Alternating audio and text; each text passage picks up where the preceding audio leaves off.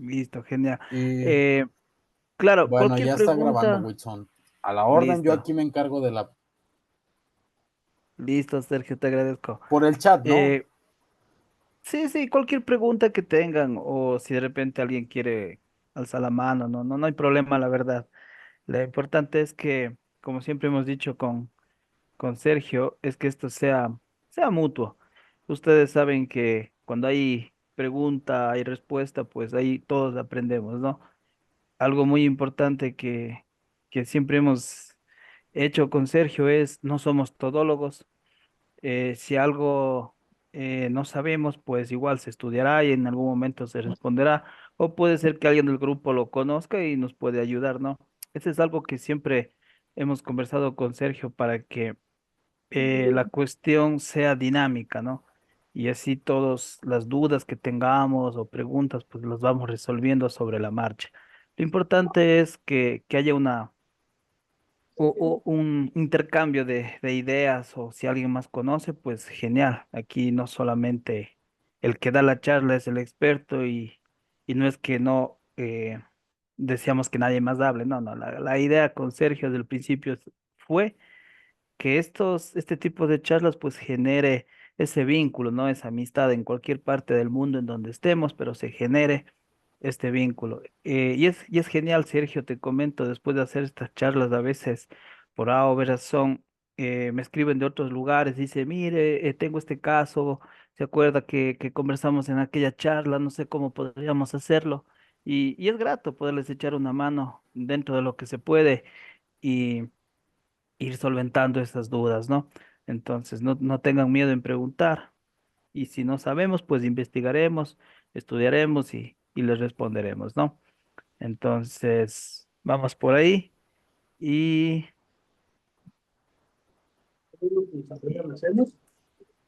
y es, si se escucha claro, me avisan si se escucha claro para ver si es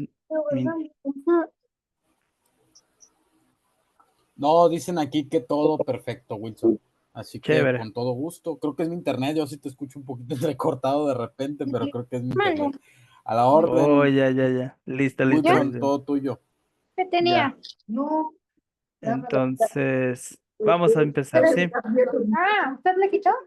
Lo que sí, Ah, los micrófonos, silencienle, ok. por favor. Que la revise. La voy a quitar. Bueno, ya le quité. Es que está. Sergio, si me puedes ayudar con el micrófono, no sé de qué quedó.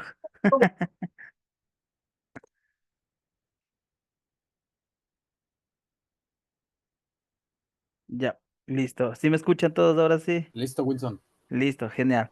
Entonces, lo que hoy vamos a tratar es una introducción a la etología de grandes felinos. Vamos a tomar en cuenta que la verdad no sabemos cuál es el alcance que cada uno de ustedes como profesionales, ya como biólogos, veterinarios, técnicos, estudiantes, tengamos, ¿no? Acerca del tema. Entonces, siempre es bueno partir desde cero. A mí me gustaría empezar ya desde unos temas mucho más avanzados, pero no tendría ninguna lógica si no empezamos desde el principio, valga la redundancia. Entonces, lo que vamos a ver hoy es un tema que el cual puede ser que algunos lo conozcan y nos ayuden a reforzar la idea o tengan otras ideas por ahí, ¿no? Que les ha funcionado, pero vamos a empezar desde el punto cero. Más adelante hemos conversado con Sergio para ver si hacemos otro tipo de cursos también dentro de la etología y se viene algo que sea dentro de lo que es la parasitología de la parasitología, de lo que es la fisiología dentro de fauna silvestre. Entonces, eso estamos armándolo, vamos a ir conversando. Lo importante es que podamos entre todos formar una comunidad y ayudarnos, ¿no? La comunidad que ya tiene formada Sergio. Entonces, esa es la idea. Por eso que vamos a empezar hoy desde cero, que es la introducción a la etología de grandes felinos. Cuando hablamos de grandes felinos, siempre se nos viene a la cabeza león, tigre, jaguar, ¿sí? Animales que algunos de ellos son de África, otros son de Latinoamérica, pero ambos, digamos que sean de África o sean de Latinoamérica, pues llegan a tener el mismo comportamiento, ya sea social, en temas de ex situ, in situ, pero tienen el mismo comportamiento, ¿no? Y eso es lo que debemos muchas veces entender para poder dar un bienestar animal, ya sea en animales que están en zoológicos o en reservas naturales. Debemos entender su comportamiento para poder dirigir un bienestar animal de una manera adecuada, ¿no? Dentro de los zoológicos nosotros hemos podido o podemos encontrar como leones, tigres, tigres de Bengala, pumas, jaguares, que muchas veces algunos dirán, pero bueno, yo nunca voy a trabajar con estos animales. Yo solo les puedo decir que la medicina veterinaria es muy incierta en todo ámbito, ¿no? Nunca sabemos en dónde vamos a terminar trabajando. Por eso yo siempre he dicho y diré que todo lo que uno pueda aprender en algún momento de la vida lo podemos utilizar. ¿Sí? Como les decía al principio, no somos todólogos.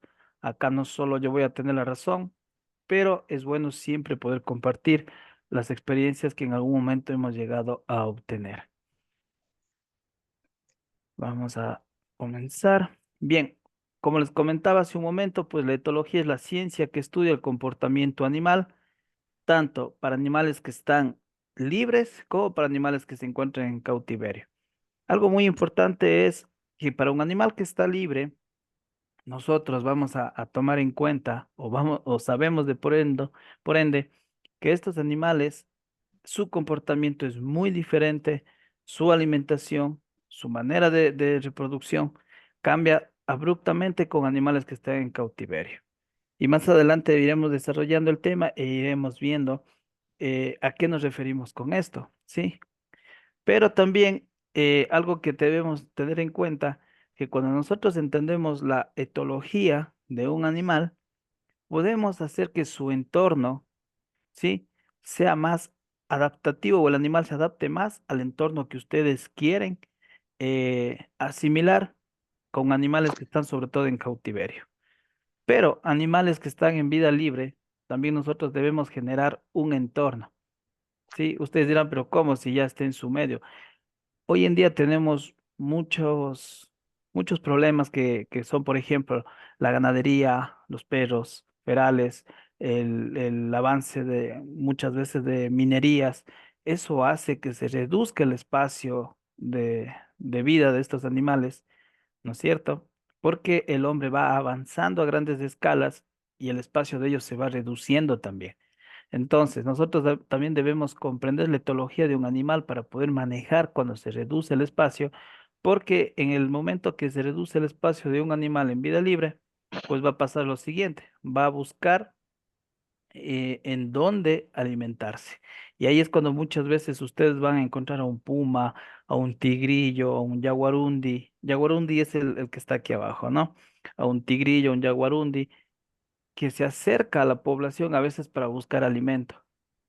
Y la gente lo primero que hace muchas veces es quererlo atrapar, disparar, o dicen se me está comiendo las gallinas, cuando en realidad no nos damos cuenta que la persona está invadiendo el territorio de ellos.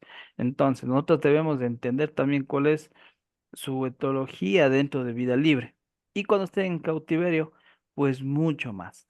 Debemos estudiarlo mucho más el comportamiento normal, o sea, un comportamiento, debemos aprender el comportamiento de vida libre para poder asimilar una parte en cautiverio.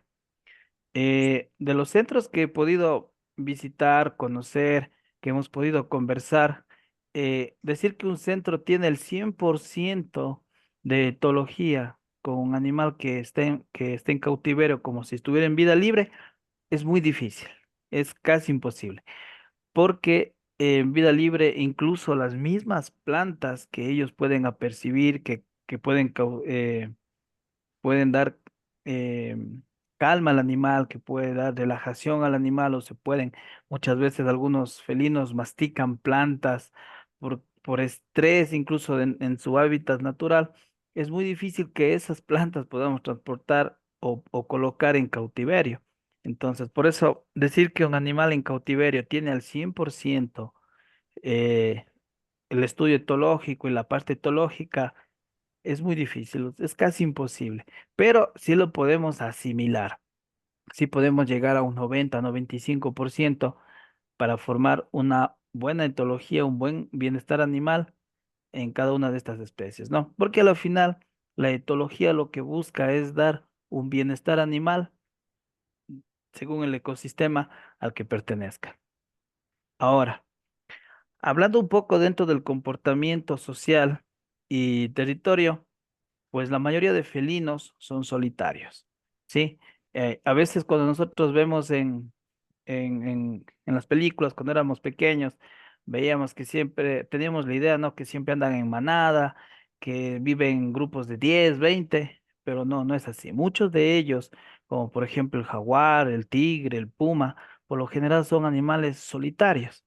Sí, entonces ellos buscan compañía ya para lo que es en época reproductiva o están acompañados cuando la madre tiene crías para poderla defender, para ver que ningún depredador llegue a hacer daño. Ahí están, ¿no? En manada, pero por lo general algunos felinos, sobre todo en Norteamérica, Centroamérica y Sudamérica, pues son solitarios, como el puma, el jaguar, siempre los van a ver solitarios, ¿sí? Entonces, eso hay que tener en cuenta. A veces cuando nosotros tenemos animales en cautiverio, debemos ver si es que ellos van a tener una adaptabilidad si ponemos a dos de la misma especie en un recinto. Porque puede ser que genere incomodidad, puede ser que genere estrés, porque son animales que les gusta estar solos. Entonces, ese tipo de detalles siempre debemos tomar en cuenta, ¿sí? Ahora, un animal que está estresado forma estereotipos. O sea, quiera o no, llega a formar estereotipos. Uno de ellos se me viene a la cabeza. Puede ser que el animal sale de su cubil de manejo, sube su enriquecimiento y se acuesta en la cama a dormir. Y eso lo hace todos los días. Y nosotros podemos decir, no, el animal está relajado, está bien porque come y duerme, pero puede ser que esté formando algún tipo de estereotipo, ¿sí? Porque a lo mejor dentro del recinto hay otro animal en el cual le causa incomodidad o inconformidad al animal, ¿no? Entonces, ese tipo de detalles siempre debemos estar muy pendientes. Por eso les decía, hay que saber eh, la etología del animal en vida libre, ¿sí?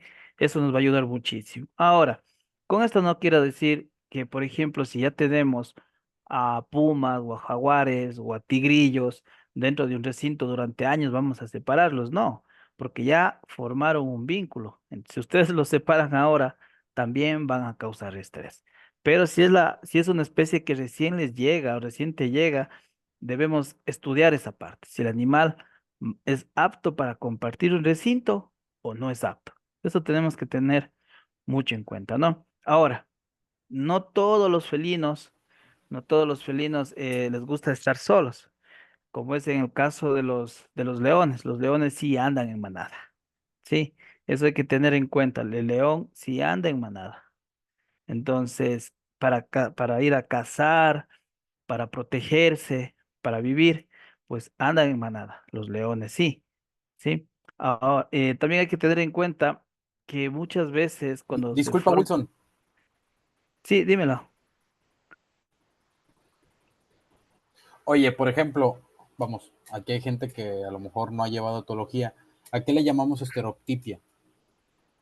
Estereotipos o estereotipia es cuando un animal, por ejemplo, camina en círculos. Está ahí caminando en círculos o camina de lado a lado o sube y baja o hace el mismo movimiento todos los días, todo el día. ¿Sí? Por ejemplo, en primates. Hay muchos primates que se cuelgan en una esquina del recinto, se bajan y se cuelgan en el otro. Y así es todo el día. O sea, forman rutinas que tú le ves que el animal está en realidad estresado, porque todo el día, todos los días hace exactamente lo mismo. Está formando un estereotipo, ¿no? O está estresado prácticamente. O por ejemplo, en los lobos de páramo también. El lobo de páramo es muy bueno y necesitan mucho espacio. Entonces el lobo de páramo a veces está caminando todo el día en círculos. Igual pasa con los felinos. Algunos felinos cuando están muy estresados forman ese estereotipo que están caminando en círculos en el mismo lugar todo el día, todos los días. Y tú te puedes dar cuenta porque ya ves que tiene un camino ya fijo. Entonces el camino está ahí, marcadísimo. Eso es algo que forma un animal que está estresado. No sé si está claro, Sergio, me avisas. Mira, por ejemplo, comenta un doctor, dice, en un zoológico vi un tigre así, gruñía cada rato y luego se acostaba. Claro, por ejemplo, eso debemos tener en cuenta. Si el tigre está solo, ¿no? Y todos los días hace lo mismo, puede ser que esté estresado por alguna situación. ¿Cuáles pueden ser? Hay un ayuno prolongado, ¿sí? Eh, Puede ser que en épocas reproductivas busque o olfatee que alguien está en celo y quiere estar con esa, o sea, quiere buscar una pareja, ¿sí? Necesita más espacio. ¿Qué más te puede ser? Puede ser que el enriquecimiento ambiental, en- lo recomendable es cambiarlo máximo cada 3 semanas, ¿sí? Lo recomendable. Así fuera que el palo esté en un extremo y le pones en el otro extremo un tronco, pues eso cambia la rutina de ellos y eso te va a ayudar. Entonces puede ser que el enriquecimiento no se cambia muy pronto, si el animal se estresa, ruge, porque también el rugido es parte de decir aquí estoy, es como que marca territorio, ¿sí?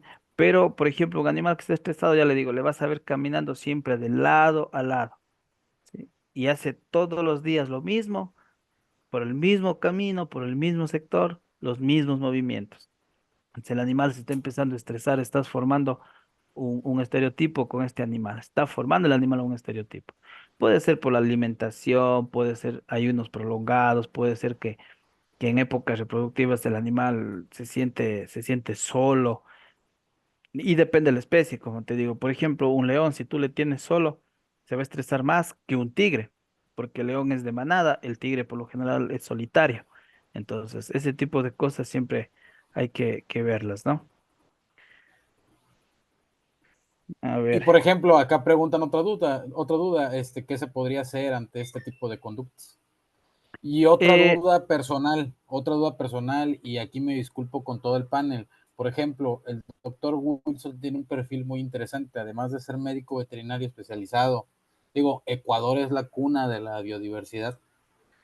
Él está especializado en fauna silvestre y sobre todo tiene un perfil interesante en rescate, reubicación y manejo de fauna silvestre. No, por ahí no lo platicamos y de verdad me disculpo. Esta es duda ah, personal, por ejemplo, cuando tenemos un rescate a un, en este caso, felino silvestre, ¿cómo nosotros evaluamos un comportamiento normal? Vamos, es un animal que sacamos de un medio natural y lo metemos en un medio artificial. ¿Cómo evaluamos cuál es el comportamiento normal de este animal? Entiendo que pudiera ser un animal agresivo, un animal arisco, un animal que no come por desconfianza, pero ¿cómo evaluamos ese tipo de pacientes o ese tipo de animales en rescate? Y por ejemplo, la duda del doctor Kevin, cuando tenemos una estereotipia marcada, ¿qué se puede hacer ante este tipo de conductas? bueno, como te decía hace un momento, primero debemos ver qué es lo que está causando esa conducta, ¿no? ¿Qué es lo que está causando que el animal se sienta estresado?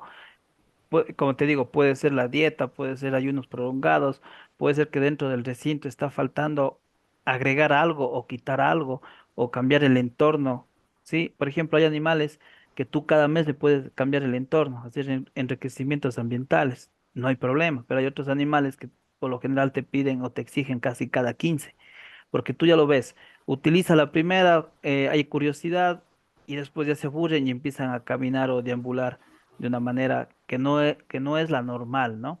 Entonces tú dices, no, hay que generar otro enriquecimiento, hay que cambiar esto. Entonces, primero hay que darnos cuenta qué es lo que está causando esos movimientos o el estrés. Y de ahí, claro, dirigirnos a un estudio. Por eso siempre es bueno hacer etogramas. Ahora, cuando tú te manejas con hectogramas, tú te vas a grabar los movimientos normales de un animal. Entonces, el momento que tú todos los días haces hectogramas, estás observando, te prometo, te aprendes cómo camina, cómo come, cómo toma agua, cómo orina, cómo defeca, todo eso te lo grabas. Entonces, ya cuando ves que el animal no está comportándose como tú lo has visto siempre, entonces ya hay un problema y debemos actuar de la manera más rápida. Ahora, en el caso de que, digamos, te encuentras con un animal y tú te lo llevas a un centro, ¿sí? Primero, deben haber dos opciones para que tú te lo lleves al animal. Debe estar en realidad enfermo o herido, ¿sí? Porque, por ejemplo, cuando se hacen rastreos de estos animales o quieres trabajar haciendo rastreo satelital, poniendo collares, GPS y todas estas cuestiones, por lo general en campo lo que se hace es se captura al animal, se lo seda, se sacan las muestras habidas y por haber. Eso sí, apréndanse chicos, en fauna silvestre, cuando ustedes sedan a un animal, tienen que aprovechar todo. ¿Qué me refiero? Sacar muestras de sangre, muestras de pelo, de piel, hacer medidas morfométricas, em, tal vez hacer raspados, sacar hisopados, absolutamente todo, porque puede ser que no se vuelva a dar. Y con eso ustedes generan pueden generar una información brutal. Entonces, cuando tú rescatas a un animal, a un felino, y llevas a un centro, puede haber tráfico porque lo tuvieron en una casa, puede ser que el animal está herido, sí puede ser atropellado o disparado, no sé, ¿no? Esas son las opciones, porque tú no vas a coger un animal que esté en su vida natural y encerrarlo. Eso sería lo más ilógico. Yo creo que nadie haría eso, nadie va a hacer eso. Pero los animales que te llegan a los centros, como tigrillos, jaguares, pumas, yaguarundis, por lo general son animales que se encuentran con un estado de salud a veces un poco delicado, ¿no? Ahora, hay un detalle que cuando estos animales no están acostumbrados a estar. Primero, ya no están en su hábitat natural libres, lo cual causa demasiado estrés, los niveles de cortisol se elevan muchísimo. Entonces, lo que yo recomiendo siempre es al animal darle su espacio. O sea, si a ti te llega un animal herido, con fractura, pues tienes que actuar de inmediato. Si tú ves que tiene una herida o es para cirugía o algo, tienes que hacerlo de la manera más rápida, más pronta. Si tú dices, ya mañana le hacemos las radiografías y pasado la cirugía, el animal se te va a estresar demasiado. Incluso puede ser que el animal por el estrés se te muera y no llegues ni a hacerle la radiografía. Entonces, tienes que actuar rapidísimo. Te llega un animal fracturado, ya de una la placa, enseguida la cirugía, si es que es posible. Por eso a veces en medicina veterinaria, la verdad, no hay día ni hora, porque las enfermedades, los accidentes son en cualquier momento. Entonces, ahí tú lo llevarías al centro, pero la clave es en felinos, que el felino, por lo general, sienta que tiene su espacio. Si el felino está en un área de cuarentena, en donde hay bastante gente, entra, sale, hay bastante luz, eh, hay muchos sonidos de otros animales que a lo mejor él desconoce, se te estresa bastante el animal, ¿sí? O sea, ahí tienes que manejarlo de una manera un poco, digamos que separada de otro, primero separada de otros animales para que no le estrese. Dos, tiene que ser por lo general un poco oscuro para que ellos se sientan tranquilos las primeras horas. Después de eso, tú ya le puedes poner comida y lo principal, animal que te come significa que no está estresado, pero eh, puede tener un buen diagnóstico. Pero si el animal está en cuarentena y no come, eso ya es un mal síntoma. Ahora, recordemos que un felino puede estar sin comer unos 4, incluso en los grandes felinos como leones, tigres, así queda hasta 8 días. ¿Sí? Pero ¿por qué pasa esto? Porque cuando ellos cazan una presa, comen hasta saciarse. ¿Sí? No es que ellos comen, yo qué sé, unos 500 gramos, 700 gramos o unos 4000 gramos y listo. No, ellos comen hasta saciarse. Y de ahí sí están casi unos 4 o 5 días sin comer. ¿Ya? Pero ya cuando estén en cautiverio debemos manejar un poco, digamos que los ayunos no sean muy prolongados. Con eso te evitas también que en algún momento lleguemos a tener problemas hepáticos, problemas gástricos y se te enferme, ¿no? Pero por ahí es, Sergio, lo que me estabas preguntando. Es, la manera más adecuada es, el animal llega a cuarentena, Eh, claro, si es que está herido o pasa algo, pues los medicamentos necesarios y tratar de alimentarlo. Si tú ves que come, y es un buen síntoma. Si ves que ya pasa unos 2 días y no come, pues puede ser que haya síntomas de dolor o alguna otra afección que debe ser revisada de la manera más pronta. Por eso en felinos espacios pequeños no funciona mucho, se estresan más. Los espacios sí deben ser un poquito amplios para que sienta como que estoy aquí, pero bueno, no es tan reducido el espacio. Ya, ahora, también los individuos, todo tipo de felino utiliza la orina, las heces, incluso los rasguños, ¿sí? En los troncos, en los árboles. Me imagino que algunos que están acá se han ido a la Amazonía o en algunas partes de África o de la selva, y ustedes van a ver que los árboles están rasguñados, ¿sí? Eso significa que ellos también marcan su territorio para defender o para evitar que intrusos entren ahí. Por eso a veces la orina de los felinos es supremamente fuerte. De ellos es su manera de marcar territorio, ¿sí? Como decir a alguien, aquí estoy, ten cuidado, ¿sí? Y ya si alguien entra, pues será devorado, así de fácil son ellos.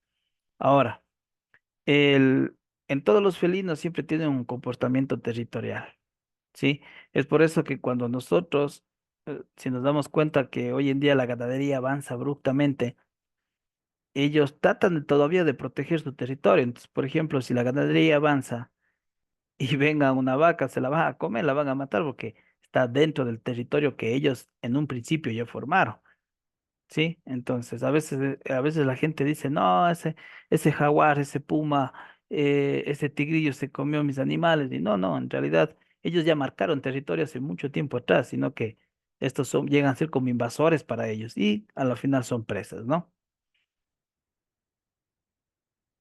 Bueno, Sergio, me vas avisando si es que de repente hay más preguntas, ¿sí? Hasta el momento no, Wilson, te agradezco mucho. Pero, por Ya. ejemplo, platicabas tú de que hay felinos muy individualistas.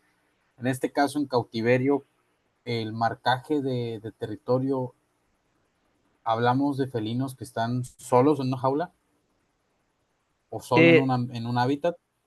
mira, el marcaje tanto en cautiverio como en su hábitat es normal, pero tú si te, bueno, o algunos cuando llegan a trabajar en zoológicos se van a dar cuenta que un león, un tigre, un tigrillo, un puma, un jaguar, siempre se orina y defeca en el mismo lugar. O sea, ese es su territorio, eso es de él. ¿Sí? Entonces, puede ser que tú le cambias los recintos, las jaulas, pero ellos cuando regresan vuelven a orinarse ahí en el mismo lugar. Entonces ellos siempre marcan, así están en cautiverio, marcan como que su espacio, como que dicen esto es mío, ¿sí? Independientemente que estén en manada.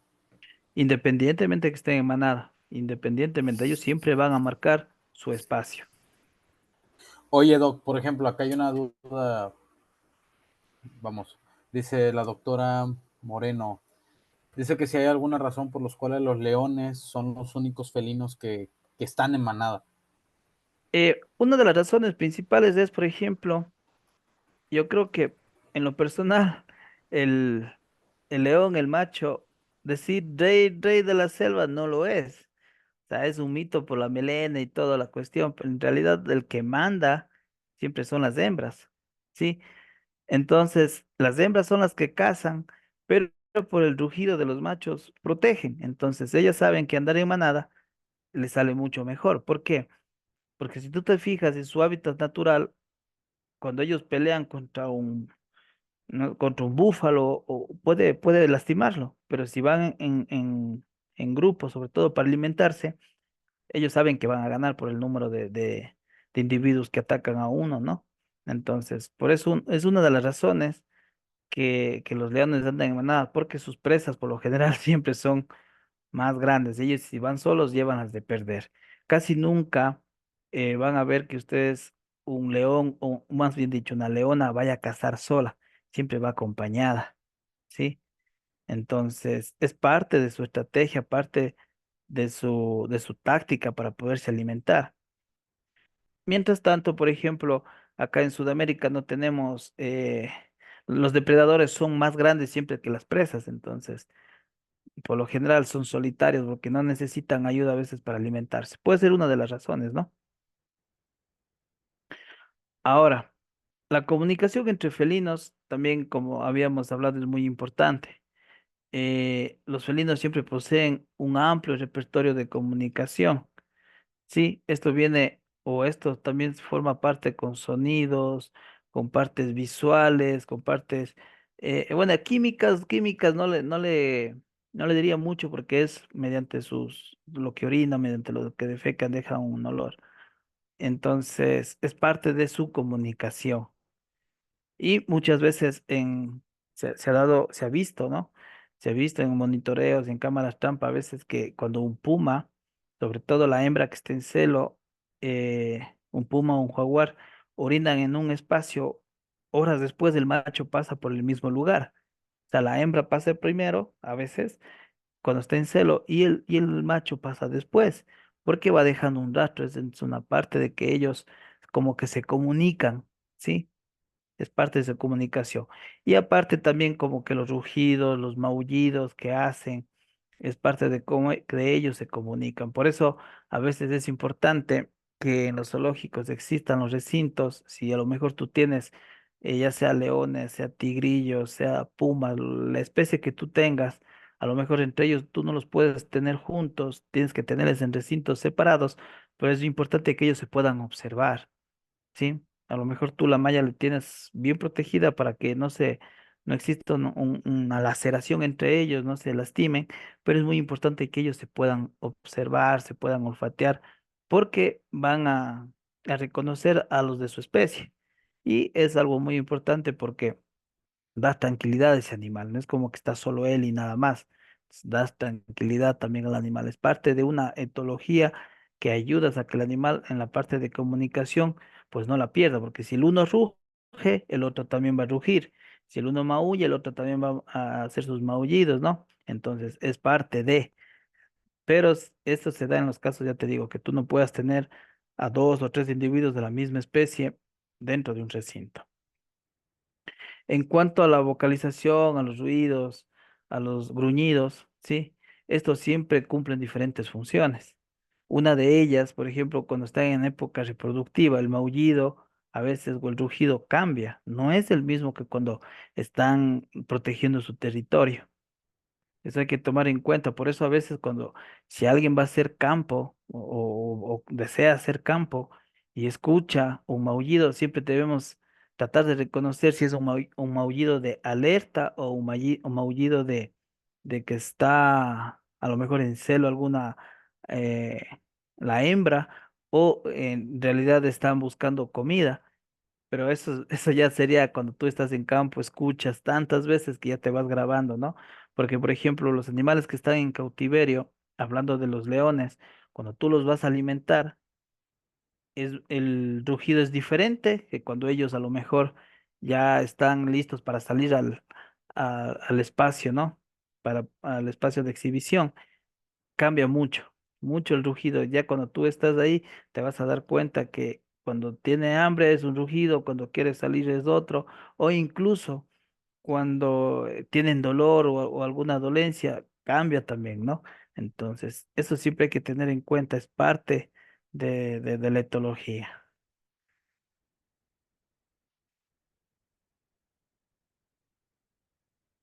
A ver, ¿alguna pregunta? Tal vez parece que sea alguna, Sergio.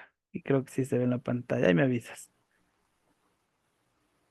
Mira, por ejemplo, platicaba el doctor Angie. Dice, yo la verdad así lo entendí. Dice, si hay 3 ejemplares de una misma especie en un mismo recinto, cada uno puede presentar estereotipias distintas. Sí, claro. Claro, es que cada animal puede presentar un estereotipo diferente, ese es un hecho. Por ejemplo, puede ser que el uno le gusta caminar en círculos, ya el otro puede ser que solamente sale y duerme, y el otro puede ser que solo pasa rugiendo y como que enojado. O sea, cada animal siempre va a presentar estereotipos diferentes, nunca van a ser los mismos. Entonces, por eso les decía, la clave de tener animales en cautiverio siempre es hacer etogramas, porque tú estudias el comportamiento del animal. Entonces, el momento que tú ya estudias el comportamiento del animal, te vas a dar cuenta si eso que está haciendo o ese caminar, ese rugido, ese maullido, ese es el normal o está pasando algo, ¿no? Incluso, ya digo, cuando hay dolor o hay afección, hasta el movimiento de su rabo, de la cola, cambia. Cuando están de una manera amistosa, al menos en tigrillas, a veces lo hacen como un arco la cola, pero cuando están en alerta, incluso las orejas te botan para atrás como los caballos, ¿no? Te botan para atrás y la cola está rectita. Significa que están en la alerta o está pasando algo o observaron algo o están temerosos de algo. Entonces, cuando tú haces estudios de comportamiento de cada uno, es parte de la etología, la verdad, ahí te vas a ir dando cuenta de esos detalles. Oye, Wilson, y por ejemplo, aquí hay una duda. En el caso de pasar una cuarentena de un felino y otra vez moverlo a un recinto, moverlo a un hábitat, en este caso, los otros animales, ¿cómo reaccionan a este nuevo felino? O cómo se introduce a un animal a un nuevo hábitat donde ya hay a lo mejor algunas especies. Y en este caso, otro doctor pregunta, por ejemplo, ¿puede haber distintas especies felinas en un mismo recinto? Por ejemplo, la impronta de manada puede suceder si hay un león y a lo mejor dos jaguares o dos ocelotes, o digo, por decir un ejemplo. Y otra Ya, cosa, el doctor Francis pregunta qué es un etograma. a ver, vamos desde la última a la primera, que me de olvidar las datas. ¿Qué es un El, etograma? el etograma es el estudio del comportamiento de los animales, en el cual, por ejemplo, tú coges y haces una lista. Dices león número o león Simba. eh, este león bosteza 5 veces al día. Este león defeca 3 veces al día. Este león juega con la hembra 1 vez al día. Entonces tú vas anotando el comportamiento o la conducta que tiene el animal dentro de un recinto, ¿sí? Y eso le empiezas a valorar todos los días durante un mes. Y vas a ver que en algún momento eso cambia o mejora. Siempre se debe medir en escalas de 1 al 5. Por ejemplo, bostezos. Hoy día bostezó pocas veces, pones un 2. Juega con la hembra, hoy día jugó más, pones un 5. Entonces vas haciendo una valoración. Por lo general siempre se hace, es bueno hacer semanal. Y al final del mes tú vas tomando los valores y dices, wow, y ahí te vas a aprender el comportamiento normal. Entonces, cuando algún momento tú estás haciendo un etograma o simplemente lo observas, no sé, le ves medio triste en una esquina, medio erizado, dices, no, este está enfermo, le está pasando algo, porque tú ya te grabaste cuál es el comportamiento o qué es lo que él habitualmente hace todos los días. Ese es un etograma, es un documento en donde tú anotas lo que hace el animal siempre, sus conductas, sus comportamientos, cuántas veces las hace al día, incluso puedes poner un horario, de tal hora a tal hora siempre hace esto, de tal hora a tal hora hace esto, pero y con base al etograma tú vas a decir, bueno, este movimiento lo repite muchas veces al día, vamos a hacer un enriquecimiento para cortar esto porque queremos que no sé, está caminando de lado a lado a tal hora. Vamos a cortar, vamos a poner un enriquecimiento que él se distraiga y cambie esa conducta. Entonces, de nuevo empiezas a hacer otro etograma después de haber hecho un enriquecimiento y vas midiendo y valorando. Y eso te va a ayudar mucho para que el animal no se siente estresado, vas a hacer mucho enriquecimiento ambiental y vas a estudiarte el comportamiento normal de ese animal en cautiverio. ¿Cuál era la otra pregunta, Sergio?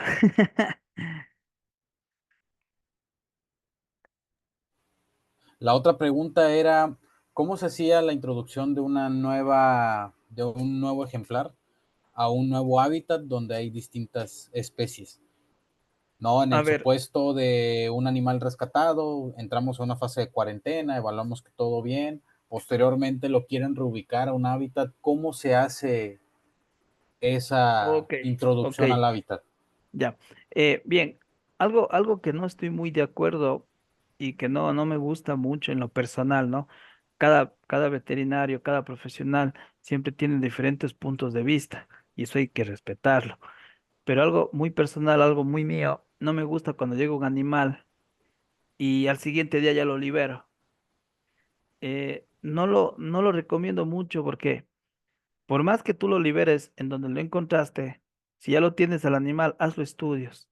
Haz estudios de sangre. Ahorita que, como les decía al principio, tenemos muchos perros ferales, gatos ferales, pueden transmitir enfermedades. ¿Sí? Entonces, sacar muestras de sangre, hacer una prueba de parásitos, hacer morfometrías, todo este tipo de cosas, e incluso si tiene garrapatas, hasta mandarle poniendo un medicamento para eliminar las garrapatas, eso le va a ayudar mucho al animal y al entorno en donde va a estar. Por ejemplo, digamos que te llega un coatí, ¿sí? Que en nuestro país se le dice cuchucho, te llega un coatí, puede ser que ellos no demuestren ninguna sintomatología ni nada, pero al rato que tú le haces una muestra de sangre, te salen unos valores alterados, haces unos hisopados y te marca, qué sé yo, te marca distemper canino. Entonces, si tú lo vuelves a introducir, él va a ser un portador de distemper a los demás animales. Por eso yo te digo, si te llega un animal y ya lo tienes en cuarentena, pues hazle todos los estudios, eso sí, lo más rápido posible. Y si ves que todo está bien, tienes que estudiar cuál es el entorno de ese animal, porque no solamente es voy, lo dejo en la montaña porque está lejos y ya, no. Tienes que ver si en realidad ese animal pertenece a ese entorno, ¿sí? Si donde lo vas a liberar, ese animal podrá obtener alimento, donde lo vas a liberar, ese animal no podrá acercarse a una nueva población, donde lo vuelvan a capturar. Entonces, todo ese tipo de cosas tienes que valorar antes de liberar. No es que te llega el animal, lo ves así de lejos, no, sí está bien, ya soltémosle, se fue, no. Todo eso tiene mucho que ver, ¿sí? ¿Cuál era la otra pregunta, Sergio? Hay otra pregunta y hay una muy interesante que acaban de poner. Por ejemplo, en el caso de esta, ¿cómo se llamará? A ver, espérame, ¿eh? Ok, dice, en el caso de recintos donde se juntan distintas especies o diferentes especies, en este caso pone como ejemplo que se encuentra un león. Pregunta si es común que se impronte algún hábito o sentimiento de manada. Y otra duda que se me hace muy interesante, por ejemplo, hablamos de enriquecimiento ambiental o poco a poco irle moviendo el hábitat al animal para enriquecer esta parte. Dice, hola, ¿cómo recomiendas realizar los enriquecimientos ambientales, además del cambio de troncos, alimentos congelados, en este caso con sangre, depredadores? ¿Qué hacemos con el enriquecimiento ambiental de grandes felinos? Ya, en la primera pregunta, el animal que es improntado, ¿sí? Es imposible casi para liberar, eso sí hay que saberlo. Ahora, por ejemplo, nosotros tenemos unos felinos en el cual escuchan la voz del que le cuida o del dueño y viene corriendo así como si fuera un gato.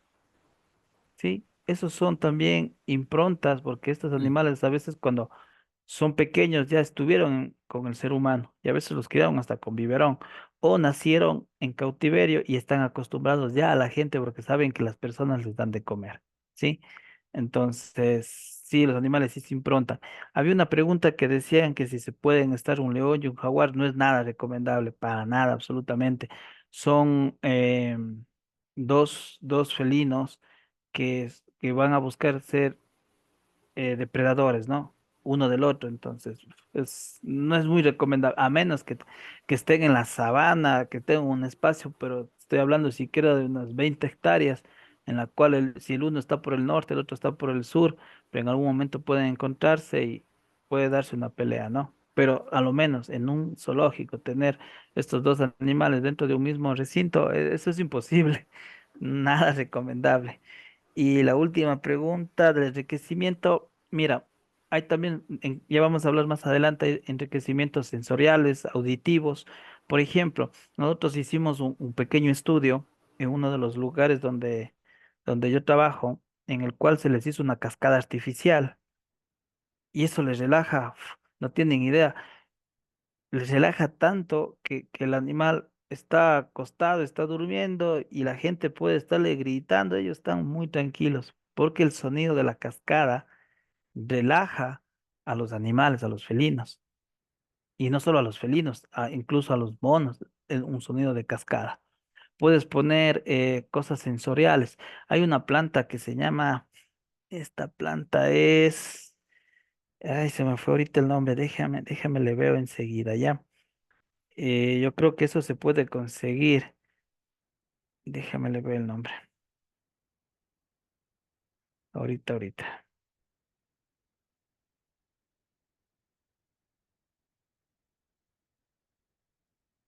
Ya, se llama, o sea, le dicen menta de gato mismo, es parecido al, no es el catnip que te venden, es una planta que parece como si fuera ortiga. No sé si es que se puede ver aquí en internet. Sí se ve la pantalla, ¿verdad? Sí, amigo, sí se ve.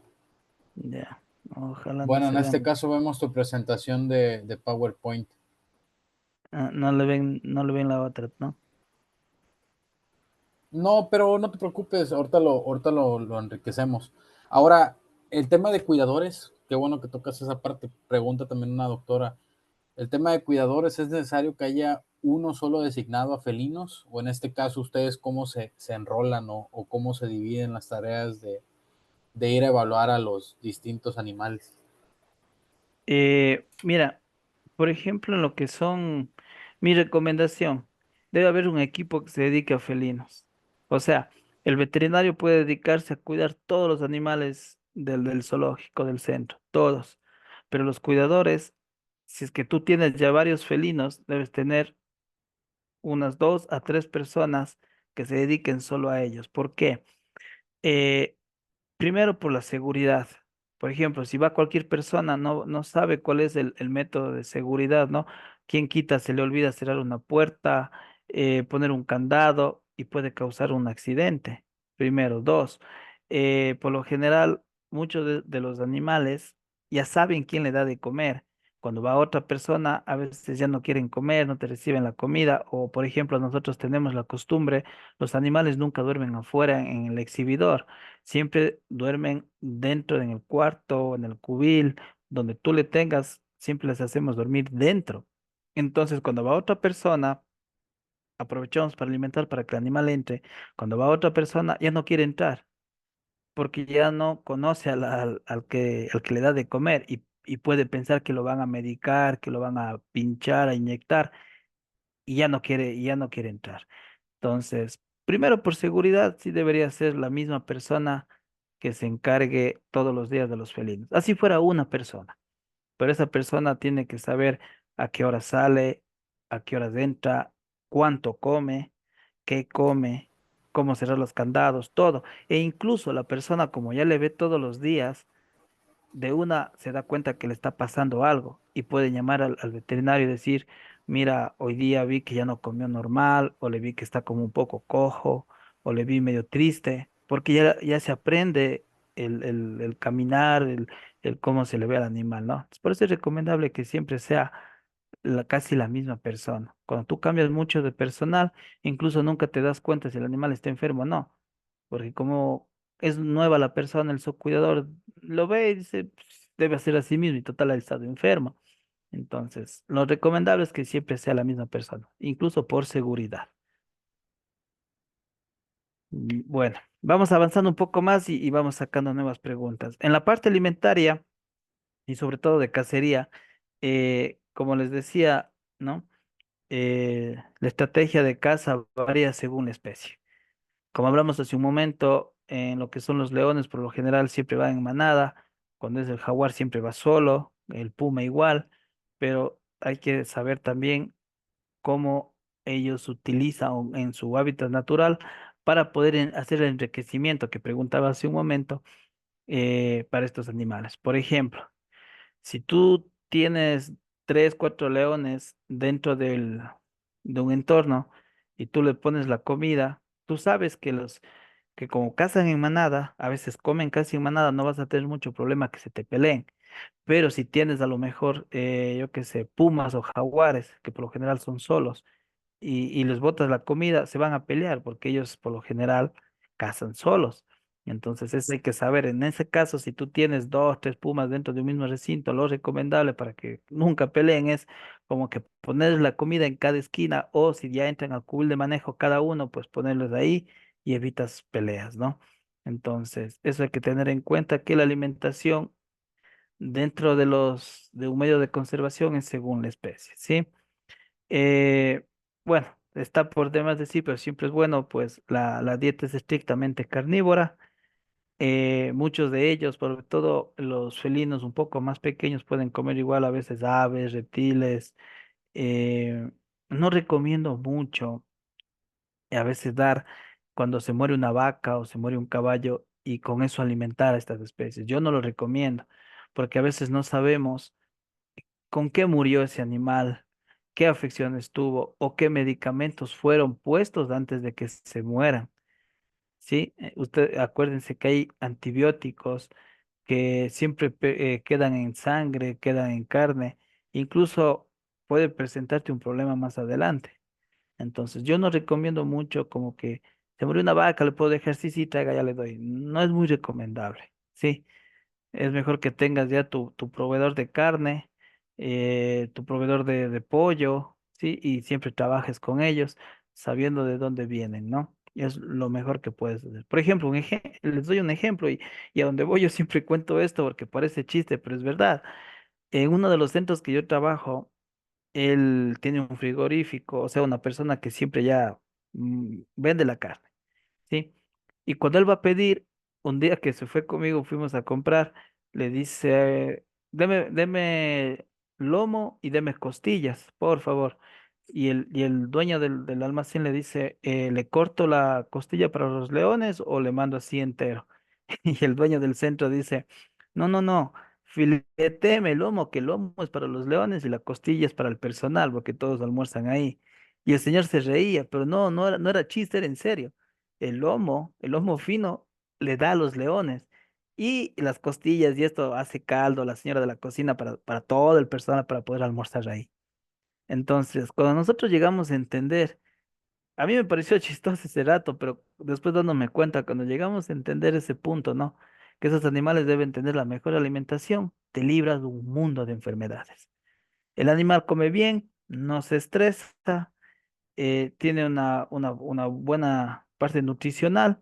Entonces, llegar a ese punto es porque estás haciendo un buen trabajo. Y créeme que van a tener casi nada de enfermedades. Esa es la clave. Un animal bien comido se enferma poco. Pero si tú dices, no, ya démosle esto nomás, o a mí me regalaron esta vaca, ya pongámosle nomás, vas a empezar a tener problemas más adelante. No enseguida, pero en algún momento vas a tener problemas y no vas a poder las librar muy, muy fácil. Bien, amigo. Oye, fíjate, preguntan si la alimentación debe ser netamente cruda y en este caso, si un animal come lo mismo todo el tiempo y en toda su vida, cuando entramos en una etapa de geronte, ¿hay algún ajuste en la dieta o qué pasa? Mira,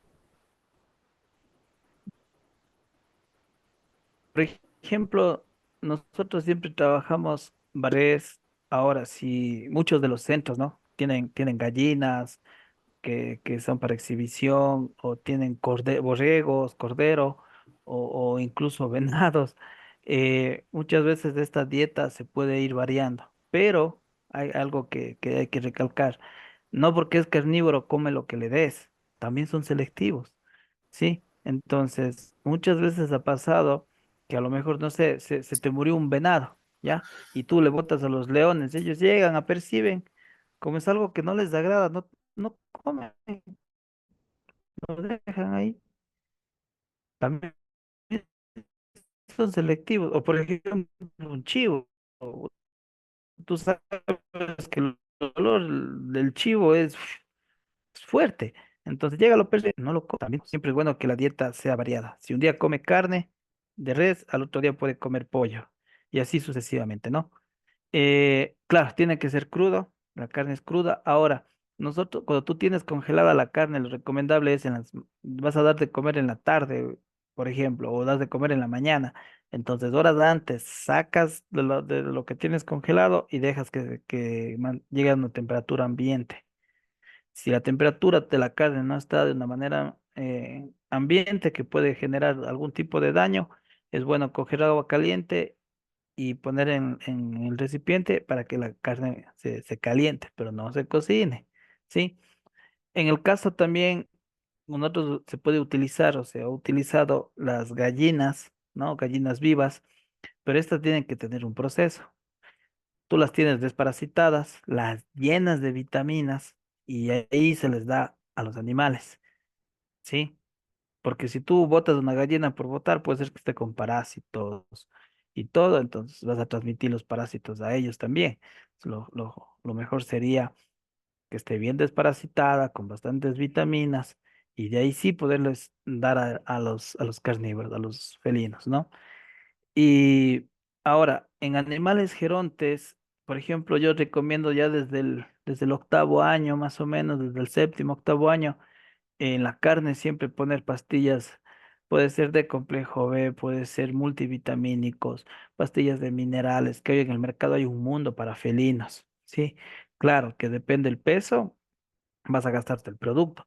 No es lo mismo darle una pastilla a un tigrillo que a un león o a un tigre incluso, ¿no? Entonces ya según la especie que tengas, pues tienes que ir adicionando más pastillas, menos pastillas, pero puedes irles dando ahí, ¿no? Y ahí entra otra parte muy importante, que es el condicionamiento operante. Si tú manejas bien el condicionamiento operante, que es también parte del bienestar animal, tú puedes incluso inyectar las vitaminas, inyectar los minerales, que le va a ayudar mucho más, ¿no? Oye, amigo, por ejemplo, aquí hay una doc. Y esto también sucede en mi zona y en grandes felinos que me ha tocado atender. Es la misma situación. Por ejemplo, dice, ahora que tocas el tema de alimentación, en este caso, cuando hacen donaciones de animales a los zoológicos y hay la sospecha, por ejemplo, de algún caballo que tiene alguna anemia infecciosa, ¿se le puede dar esa carne a los ejemplares o qué hacemos? Y por ejemplo, yo te comento porque eso es lo que a mí me ha tocado ver en la zona, ¿eh? Caballos de Claro. carreras, caballos de carreras que se parten, un caballo con una pierna rota es un animal muerto, y por Dios, a mí cuando recién empezaba me tocó ver un tigre de Bengala, agarraron machetes, así los caballos que se morían, pum, pum, pum, y al tigre. Mira, Y eso creo que es eso, algo que sucede en todo México y amigos que les ha tocado por rebote atender algo o ese tipo de felinos. Y bueno, en este caso la doctora pregunta las donaciones que hacen de carne o de animales a zoológicos. ¿Qué pasa ahí? ¿Se le puede eso es dar? lo que yo les explicaba, eso es lo que yo les explicaba hace un momento, ¿no? Mira, nosotros en lo personal, como no sabemos cuál es la procedencia del animal, no recibimos. Puede ser que tenga, no sé, alguna enfermedad en la cual te puede causar problemas más adelante, ¿ya? No sé, se me ocurre, no digo que causa, pero se me ocurre, tiene brucelosis, ¿ya? O yardias, tiene coccidias, murió por otra cosa, pero igual tiene eso, ¿ya? Claro. Entonces, puedes causar una enfermedad a tus gatos. Entonces, yo no recomiendo, o sea, si tú no sabes de dónde viene, cómo murió, qué le inyectaron antes, porque si estaba enfermo y se murió es porque se les hizo un tratamiento. ¿Quién quita y si le inyectaron ivermectina? ¿Ya? Sí, sí. Entonces, nosotros no recomendamos, yo en la persona no recomiendo. Si tú no sabes cuál es la Bueno, procedencia, aquí un doctor, una frase muy mexicana, ¿no? Prevenir antes que lamentar. En este caso, pues digo, en la naturaleza es parte de la selección natural y entiendo que hacia allá vaya la plática. No, un animal silvestre o inclusive un perro callejero no anda seleccionando el alimento que vaya a ingerir o vaya a depredar. En este caso, podemos hablar de la expectativa de vida de un felino silvestre se ve mermada a un felino de cautiverio, ¿no? Es lo mismo que los mismos claro. humanos, los mismos perros. Ahora tenemos perros de Ujú. 20 años, ¿no? Sí, sí, Felinos sí. silvestres desconozco la edad promedio en vida silvestre. En, en cautiverio supongo que esa liga se estira muchísimo y yo creo que también tiene que ver con los cuidados de alimentación. Claro, exacto. Por ejemplo, en cautiverio, si los leones que se cazan los búfalos no están medicados.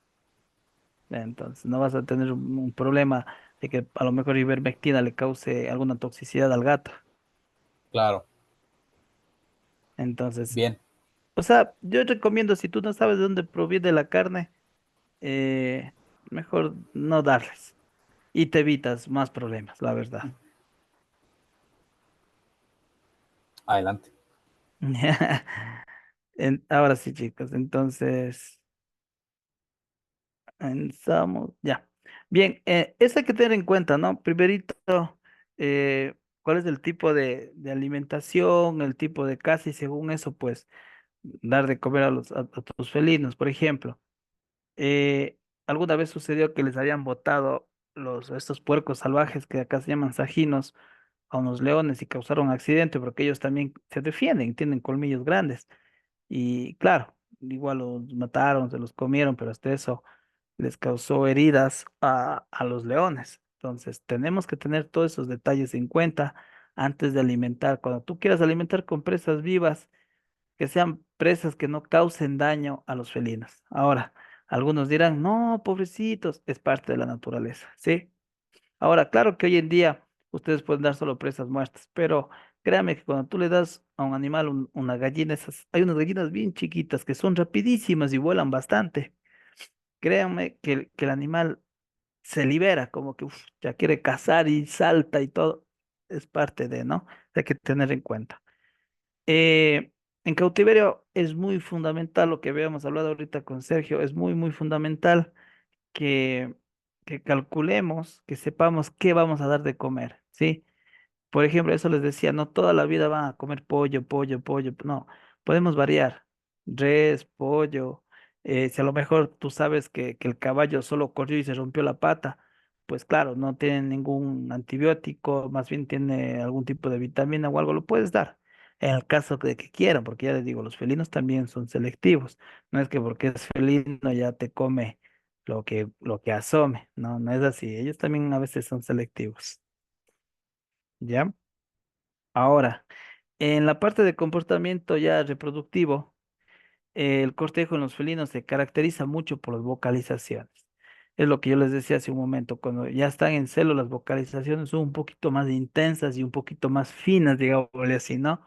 También como que orinan y hacen sus necesidades como que cerca de la hembra, o sea, cambia, ¿no? Si antes hacía en una esquina, como que donde está la hembra acostada, le hace un poquito cerca por ahí, ¿sí? Pero eso hay que tener en cuenta, no es porque ya te vocaliza el animal está enfermo o cualquier cosa, no, sino que simplemente a veces las hembras ya están entrando en celo, entonces cambia la vocalización. Por eso les digo, a veces cuando hay un zoocuidador o tú como veterinario tienes que estudiarte sí o sí la característica de cada animal, ¿ya? Ahora. Dentro de la parte reproductiva, los primeros meses, las madres siempre están con las crías. Algo muy importante, pues las crías nacen con los ojos completamente cerrados, pero ¿cuál es el deber de la madre? Eh, el deber de la madre es que tiene que enseñarle a cazar a la cría. Si la madre no le enseñó a cazar a la cría, esa cría está fregada, porque si está para liberación, no va a poderse liberar. Pero también hay que tomar en cuenta que a veces existen malas madres, ¿sí? Esto hablando en el caso de que en tu centro se puedan reproducir. Por ejemplo, en nuestro país existen leyes que no te dejan reproducir a estos tipos de animales. Y claro, o sea, parte tienen razón, ¿no? Por ejemplo, cuando son leones o tigres, son leones que nunca van a poder ser liberados en nuestro hábitat. Aquí en Ecuador no vas a poder liberar leones, ni tigres de bengalas, no puedes, porque es imposible, que no es su hábitat. Pero, por ejemplo, en el caso de tigrillos, pumas, a veces yo estoy como que digo, sí tienen razón, pero a la vez no, porque los zoológicos, y está demostrado, ¿no? A nivel de, de Europa, los zoológicos han sido algunas especies, ¿sí? De la extinción. Entonces, a veces las leyes en nuestro país por ahí todavía no están muy claras. Pero en el caso de que ustedes puedan reproducir para liberar, lo importante es que la madre enseñe a cazar a la cría. Y un dato que les doy por ahí, cuando ustedes vayan a hacer un proyecto de liberación, sea en aves, primates, felinos, en lo que gusten, la clave es que no tenga contacto con el ser humano, que él no sepa de dónde viene el alimento. Y cuando un animal está listo para ser liberado, cuando ya caza solo, por sí mismo, puede comer por sí mismo. Tú le botas, no sé, se me ocurre un pollo o un conejo y va y lo caza, está listo para ser liberado. Mientras no pueda alimentarse por sí solo, ese no puedes liberarle nunca porque no va a poder comer. Entonces, eso, ¿no? Y también en cautiverio, pues como les digo, les decía, los programas de reproducción ex situ enfrentan mucho estrés, ¿sí? A veces, eh, cuando la hembra entra en celo y el macho está que la molesta, no la deja ni comer, entonces eso también hay que tener en cuenta. Si el macho molesta mucho a la hembra, pues ¿qué toca? Separarles.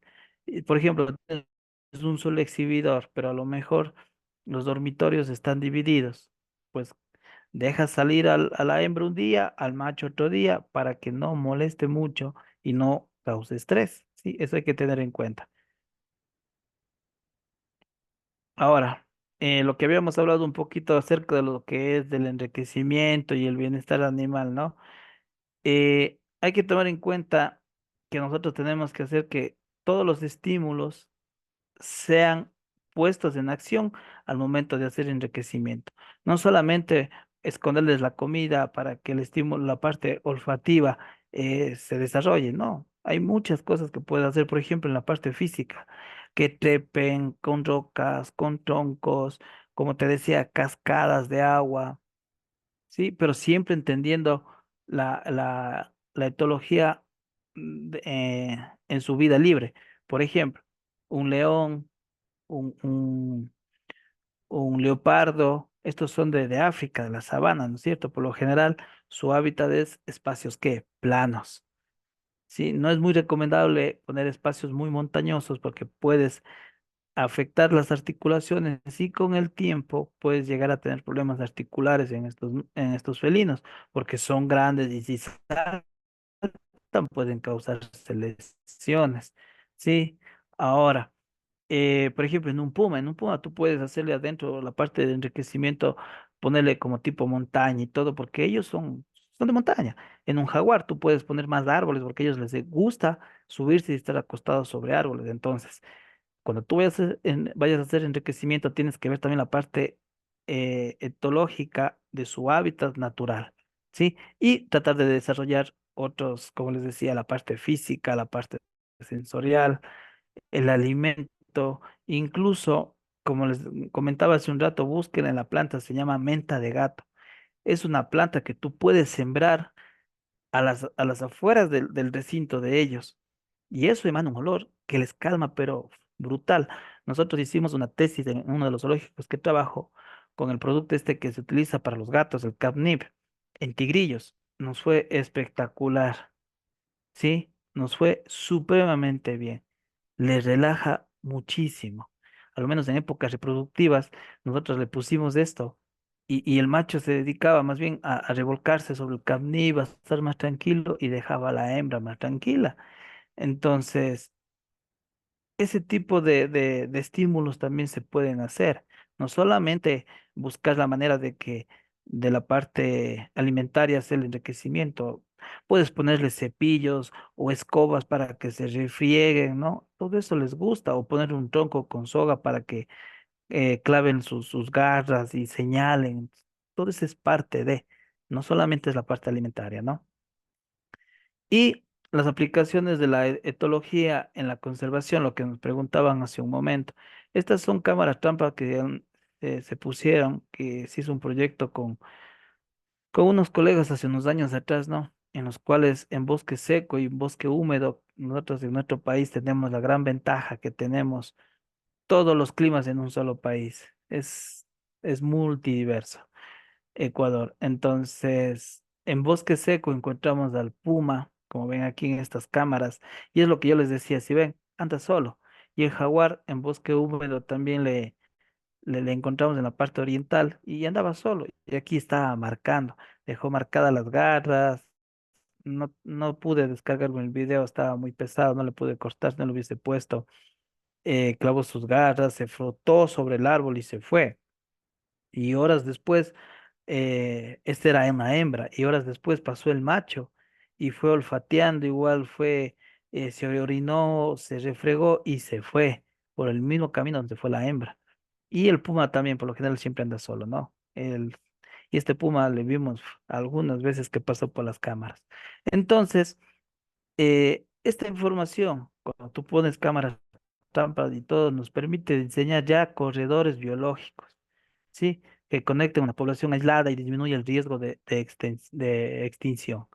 Cuando nosotros hacemos una parte etológica, lo que hablábamos al principio, en campo, ahí también tenemos que observar y ver cuáles son sus conductas, qué espacio necesita, por dónde pasa y tratar de mantenerlo, ¿no? Hacer que esos corredores no se pierdan, hacer que la ganadería no avance hacia esos corredores. Porque una vez que la ganadería avanza, cortas el corredor biológico y se acabó. Sí, puede ser que la hembra quede al un lado y el macho al otro lado y ya, ya se corta la parte reproductiva entre ellos también, ¿sí? Y bueno, como les comentaba, uno de los mayores problemas o conflictos que tenemos como fauna silvestre siempre es el humano con el felino, ¿no? Y muchos estudios de comportamiento también nos ayudan a implementar medidas, como les decíamos hace un momento, etogramas, pones las cámaras trampa, si tienes la opción o los recursos, haces una captura de estos animales, pones collar satelital, ves por dónde va, hacia dónde va, entonces todo eso te va a ayudar mucho a que finalmente puedas hacer una rehabilitación y una liberación de una manera adecuada. Y aún así pueden fallar, pueden haber errores, pero al momento de hacer todo esto, haces que los errores disminuyan. ¿Sí? Y eso es todo, chicos. Estos son los centros que yo trabajo en Cuenca, Ecuador, es el Yuragalpa. Pueden seguirlos en las redes sociales y en Baños de Aguas Santas Animal Park. Pueden seguir también en las redes sociales. Acá tienen mi WhatsApp, tienen mi TikTok, mi Instagram. Cualquier duda que tengan, cualquier pregunta, siempre encantadísimos de poderles ayudar. Sí, no duden, siempre estamos predispuestos, tanto Sergio como mi persona, como ustedes han visto, siempre predispuestos en ayudarles en lo que nosotros podamos. Y espero que no haya sido muy aburrida, que no haya sido muy larga la charla, ¿no?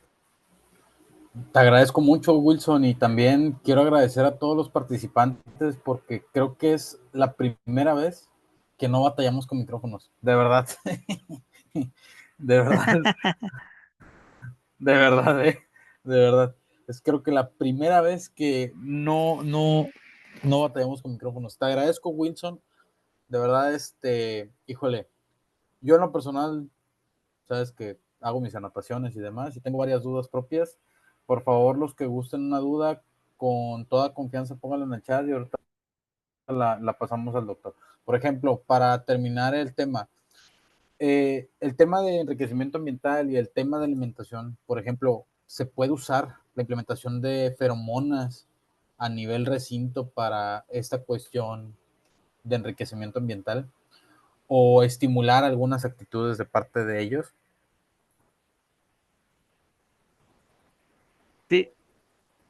Sí, sí, en realidad, pues, claro que sí. Como te digo, una de las opciones son, a mí me gusta más la parte natural, ¿no? Las feromonas por lo general siempre el olor queda impregnado por mucho tiempo. Si tú quieres cambiar o hacer algo, a veces no te permite evaluar bien porque la feromona sigue impregnada. A lo mejor tú haces un nuevo enriquecimiento pero como que no le paran mucha bola porque sigue el olor de la feromona lo que les tiene ahí tranquilos. Entonces no te permite evaluar bien. Pero puedes utilizarlo, claro que sí. Lo que sí es recomendable también, como te decía, el catnip, eso que utilizan para los gatos, es excelente también y es algo un poco más natural. Ok, Wilson. Por ejemplo, una de las dudas que quedó pendiente en el chat, ¿Cómo se hace el manejo, por ejemplo, en una manada? ¿Cómo se hace el manejo para aislar a un felino y retirarlo para hacerle cualquier tipo de procedimiento? O sea, mira, si tú tienes, hablemos de que tienes leones, ¿sí? Lo recomendable siempre es que cada león tenga su, como que su habitación, ¿sí? Si tú tienes 10 leones, pues por lo menos tienes que tener 5 habitaciones para que duerman en parejas, ¿sí? No todos juntos, porque quien quita a medianoche se te pelean por A o B razón. Pero en todo caso, si tú los tienes como que separados, aislados al momento de dormirles, al momento de dormir, también va a ser fácil, porque el momento que entran ahí, tú puedes sedarlos ahí dentro de su cubil y lo puedes sedar y se te hace más fácil el manejo. O digamos, tienes ya solo un cubil, pero tienes cinco animales. Entonces ahí tienes que demorarte un mundo, pero hacer que la especie que vas a trabajar entre al cubil para que tú puedas sedarlo, anestesiarlo o hacer todo lo que quieras hacer. Bien, amigo. Por ejemplo, la doctora Ivana, que digo, sería bueno que la invitaras de voluntaria. Dice que muchas gracias por la plática y demás, que a ella le gustaría dedicarse a grandes felinos. Para ello existe alguna especialización, no sé si le puede recomendar alguna literatura o se tendría que especializar ella en general en fauna silvestre. Mira, especialización en Costa Rica si tienes, pero siempre es en general. Ya tú cuando te metes a esta de la fauna, eh, tú tienes que aprender casi de todas las especies un poco, porque en nuestro país, aquí en Sudamérica, lo menos, no es que te dicen, a ver, tú te especializaste en leones, ya chévere, ven y trabaja solo con leones. Es como creo en todas las ramas de la medicina veterinaria, ¿no? La gente dice, tú eres veterinario, chévere, ya vamos a ver a la vaca, vamos a ver al caballo, vamos a ver al chivo, porque dicen que eres veterinario, entonces asumen que sabes todo.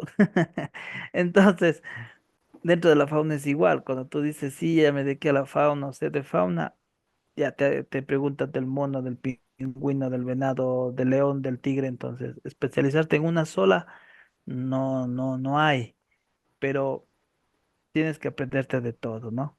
Pero, como te digo, estudios en México, claro que sí, en la UNAM, hay también para la especialización de fauna, en Costa Rica también, en Argentina también. Esos tres países yo sí te recomendaría, la verdad. Son muy buenos para esto de temas de fauna. De ahí acá en Ecuador tenemos el área todo, pero no tenemos todavía así como que una maestría, una especialización de específicamente de fauna. Y si a alguien le gusta la fauna, la manera más fácil de aprender es donde las papas queman. Ahí en el zoológico o ahí en la selva, ahí se aprende. Bien, Wilson. Oye, por ejemplo, bibliografía recomendada. Digo, a los que estén interesados, de eso también me encargo yo. Ahorita voy a mandar en la biblioteca todos los libros de animales de zoológico, los voy a marcar. Específicamente, no sé tú, Wilson, ¿qué opinas? Los de Fowlers, Sí. creo que es la Mira, Biblia de animales de sí, zoológico. ahí está todo. Ahora, hay algo que entender, que debemos entender, perdón, que no lo dije al principio. Una cosa es manejar animales silvestres. Un animal silvestre es el animal que hay en tu país. Y otra cosa es manejar animales exóticos. Un animal exótico es un animal que está fuera de tu país, como tigre de Bengala, los leones, que esos en realidad son de África, ¿no? Eh, entonces, si tú quieres especializarte en fauna silvestre, o sea, puedes traspolar a exóticos también, pero la literatura que tú subes, Sergio, en el Telegram, pues, es brutal, hermano. Es más, yo no sé ni de dónde sacas esos libros.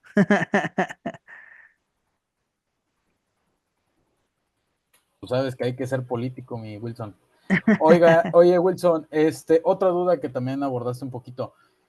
Comenta la doctora Pamela Larrea, dice, en nuestro caso vimos deficiencias en calcio y vitaminas. En este caso, animales alimentados solo con carne cruda y variando a veces con menudencias. En este caso, ellos agregan vitaminas y minerales en la alimentación. ¿Y qué más? También están probando dar alimento balanceado para gatos. En este caso, alimento super premium, lo mejor de lo mejor. que se puede conseguir y en este caso pregunta qué opinas. Yo balanceado, no, no, no. La verdad no te recomiendo en gatos. Nada de Eh, croqueta. no, nada. En felinos, no. Te puede producir. Mira, la enfermedad más grande que tenemos en grandes felinos siempre es lipidosis hepática. Sí, es a veces Bien. por una mala alimentación. Fijo, vas a tener eso tarde o temprano. Son animales estrictamente carnívoros. Lo que tú puedes hacer es variar la carne. Entonces, por ejemplo, como te digo, lo que puedes es agregar pastillas de calcio, pastillas de vitaminas, pastillas de minerales, sí, eso sí, pero que sean de felinos, de uso felino, no de perros, de dar a estos, no. Pero darles croquetas no te recomiendo mucho porque a veces son altos en grasa o la proteína es muy baja. No porque te viene en la etiqueta ya es premium, ¿no? O sea, hay que tener en Fíjate cuenta. que suena bastante lógico en el sentido de que, por ejemplo, vamos, perros y gatos en la naturaleza no son afines a comer cereales o son afines a comer granos, que en este caso Exacto, es parte de la formación de la croqueta o de la fórmula de la croqueta. Se me hace bastante, pues, similar, ¿no? En este caso, de ellos deben de tener una deficiencia para convertir ese tipo de moléculas. Bien, bien, exacto. Ujú. tienes razón. Se me hace, ahora sí que la parte fisiológica se me hace lógica. Exacto. Y tú sabes de fisiología en un mundo. Sí, por ejemplo, el estómago, o bueno, el tipo de digestión de los grandes carnívoros, específicamente felinos, el estómago se puede expandir algo muy similar al rumen de un rumiante, ¿verdad? Puede abarcar Ujú. el 50-60% algunas especies de la cavidad abdominal y bueno, una digestión estrictamente enzimática, una digestión lenta en el sentido de que es un animal que come mucho una vez y tarda a veces en En digerir digerir. al Exacto. 100% esa ingesta, ¿no? Por eso las sensaciones de saciedad mucho tiempo, ¿por qué? Porque las vísceras están trabajando, en este caso, en digerir o transformar ese combustible en energía al 100%. Ujú. Exacto. Pues Wilson, Esa es la lógica. muchas agradecimientos y demás. A todos les agradecemos la participación. Tuvimos sala full, digo, siempre cuando ya dices, ya terminamos, huyen, ¿no? El 20-30% de los asistentes. En este caso, por favor, si hay alguna duda, con todo gusto la atendemos aquí. En caso de no haber, de verdad, pues yo muy agradecido con Wilson y con todos los participantes. Espero yo que podamos repetir este tipo de sesiones. Con Wilson estamos platicando el tema de algún curso, eh, inicialmente de mascotas no convencionales o a lo mejor lo básico de lo básico en tema Ujú. de fauna, pero ya lo iremos peloteando entre nosotros y también pidiéndole Sí, sus opiniones y sus recomendaciones. sí, sí, esa es la idea. Igual forma, esa es la idea, ¿no?